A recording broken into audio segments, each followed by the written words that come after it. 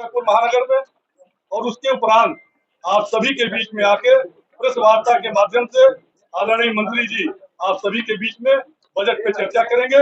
एक बार आज इस प्रेस वार्ता में माननीय मंत्री जी का हार्दिक स्वागत अभिनंदन है।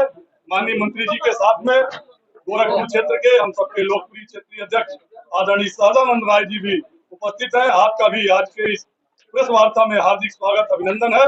अब मैं आप सभी को आमंत्रित करता हूं कि आप सभी माननीय मंत्री जी से सीधी बातचीत करें।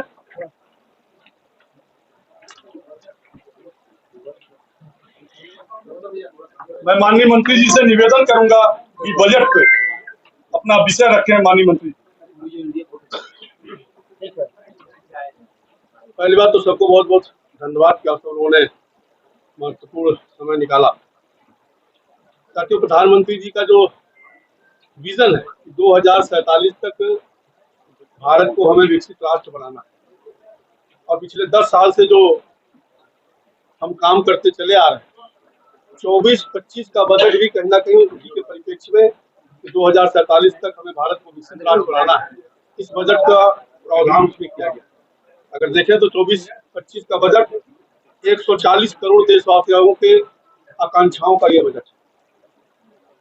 हमारे एक रिश्ता प्रधानमंत्री में यह बजट के 4 मुख्य केंद्र बिंदु है, जो महिला, गरीब, किसान और नौजवान, जिनको सतत विकास की व्यवस्था इस बजट में पूर्ण रूप से की गई।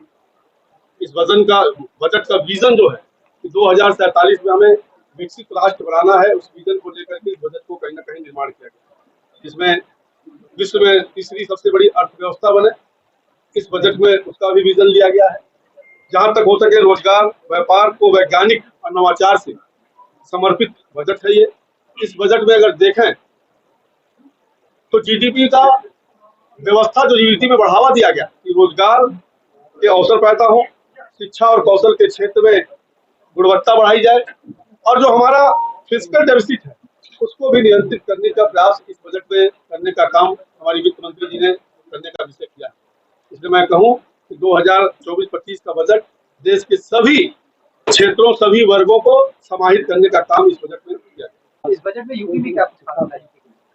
देखिए, जहां तक यूपी का सवाल है, या जो आप लोग बिहार और आंध्रा की बात विपक्ष कर रहे हैं, अगर मैं कहूं कि अभी यूपी बिहार का विषय विपक्ष उठा रहा है, लेकिन अगर आप देखें तो ये बजट जो रोड और यातायात में करीब 2.8 लाख करोड़ का बजट है पूरे देश के लिए, इसको विपक्ष नहीं देख पा रहा।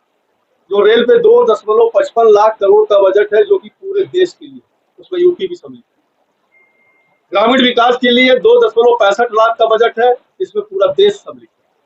कृषि बजट तो 1.52 लाख करोड़ का है, पूरे देश के लिए बजट है। शिक्षा का क्षेत्र में जहां 1.25 लाख का बजट है, जो पूरे देश के लिए। सेना का बजट 6.21 लाख करोड़ है, जो कि पूरे देश की सुरक्षा के लिए बजट है। और अगर बात केवल हम जिक्र करने का करें, तो अगर हम कहें कि 2 प्रदेश का बात हुआ है, अभी तमिलनाडु का बजट पेश हुआ। तमिलनाडु में 38 जिले हैं, जिसमें तमिलनाडु के वित्त मंत्री ने 27 जिलों का नाम नहीं लिया, तो क्या माना जाए केवल 8-10 जिलों के लिए बजट था।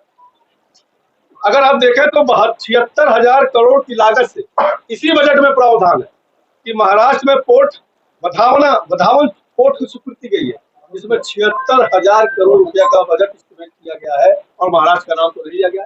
जहां तक उत्तर प्रदेश का सवाल है, निश्चित तौर से अगर आप देखें तो अभी बिहार की जो बात हो रही है कि अगर टोटल जो हुआ है उसमें 58,000 करोड़ है। मैं एक उदाहरण दिया कि महाराष्ट्र में 76,000 करोड़ का पोर्ट बन रहा है, लेकिन बजट के विश्लेषण में नाम उसका तो नहीं लिया गया।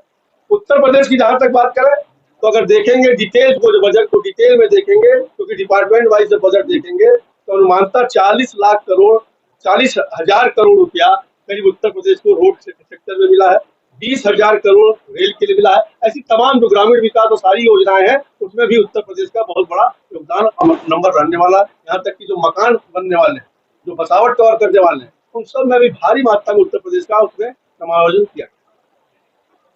अच्छा, संजय सिंह ने कहा कि जेल के लिए कोई बजट नहीं है। उत्तर प्रदेश का बजट नहीं है, तो ये भारत सरकार का बजट है। जेल का बजट हमेशा प्रदेश सरकारें बनाएगी। मंत्री जी, जो आपके सामान्य करदाता है, जिनको रिटर्न फाइल करनी है, डेट है आपकी 31 जुलाई, लेकिन सर्वर आपका काम नहीं करता है, आयकर विशेषज्ञों का, अधिवक्ताओं का भी मजबूत टिप्पणी, इसकी कैसे आप समीक्षा करेंगे कि आपका करदाता है तो उसको पेनाल्टी भरनी पड़ती है। देखिए, सर्वर का जहाँ तक सवाल है, मैं ध्यान है मुझे कि जिस समय मैं वित्त मंत्रालय या पिछली सरकार में ज्वाइन किया था, उस समय एक बहुत बड़ी समस्या थी, अभी भी थोड़ी है, और लगातार उस पर हम लोग ध्यान दे रहे हैं कि उसको जल्द से जल्द